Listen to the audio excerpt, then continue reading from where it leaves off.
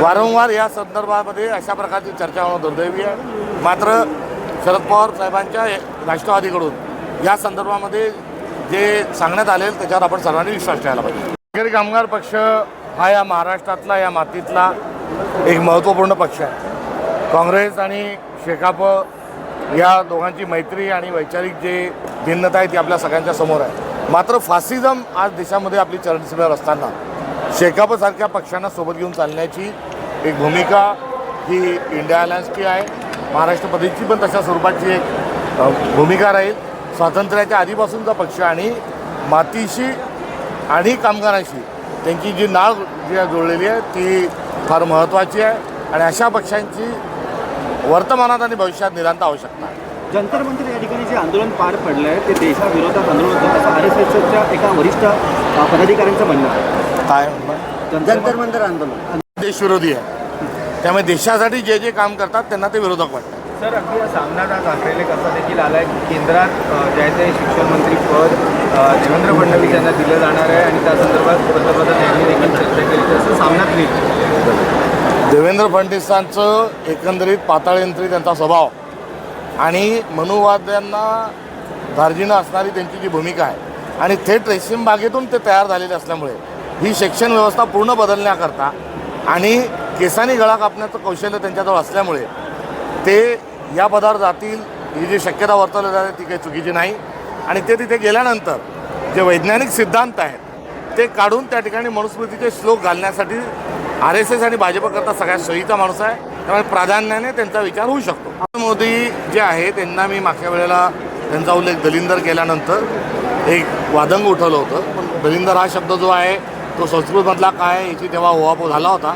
मात्र आज त्याच्या पुढे जाऊन नरेंद्र मोदी जे आहे हे एप्स्टीन फाईलमधले बिलंदर आहे. हे आजचं एकंदरीत माझं वक्तव्य होतं आणि ते वक्तव्य एप्स्टीन फाईलच्या सगळा जो लेखाजोखा जो जगात गेलेला आहे आणि त्यातून आपल्या पंतप्रधानांची जी बदनामी झाली आहे त्याच्यावर कुठलाही खुलासा आला नाही. सोबतच हरदीप पुरी जे आहेत ज्यांचा फार मोठा सहभाग त्या एप्स्टीन फाईलमध्ये आहे, अर्थात नरेंद्र मोदींचाही उल्लेख वारंवार झालेला आहे, त्यांचाही राजीनामा झाला नाही. नरेंद्र मोदींनी एक सकार शब्दही त्याबद्दल काढलेला नाही. त्यामुळे त्यांच्यावरचा संशय हा स्पष्ट सांगतो की नरेंद्र हे एप्स्टीन फाईलमधील बिलंदर आहे. होणार आहे असं म्हणतात. अंधश्रद्धा निर्मूलन कायदा जो लागू झालेला आहे त्या पार्श्वभूमीवर त्यांचं वक्तव्य तपासून बघितलं पाहिजे. अभिजित टिपके आहेत हे सर्वसामान्य घरामध्ये जन्माला आलेले होते. मात्र ते बाहेरगावी शिकले.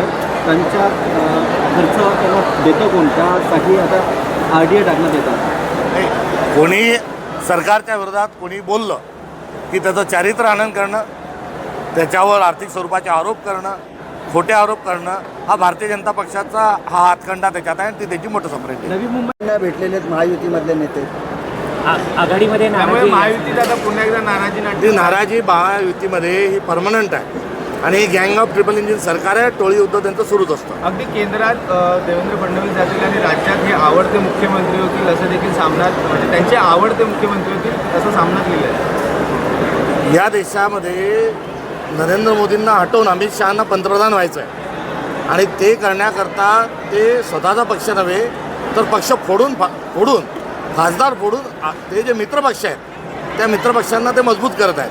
म्हणजे जेव्हा वेळ येईल तेव्हा या सगळ्या मित्रपक्षांनी त्यांचं नाव सांगावं म्हणून अमित शहांना पंतप्रधान होण्याची घाई जी झालेली आहे त्यातून शिवसेना एकनाथ शिंदे गटाला त्यांनी जवळ धरलेलं आहे.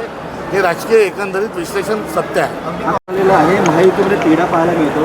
एकनाथ शिंदे यांनी क्लस्टर योजना आणली होती. मात्र आता गणेश मी आपल्याला सांगितल्यानुसार कोण बनेगा मुख्यमंत्री ही एक स्पर्धा महायुतीच्या अंतर्गत चालू आहे आणि त्याला भरीसभर गँग ऑफ ट्रिपल इंजिन सरकार आहे. त्यामुळे तिन्ही पक्ष आपसात भांडत राहतात आणि लवकरच त्यांचं जे टोळी युद्ध आहे हे आपल्या शिगेवर जाईल.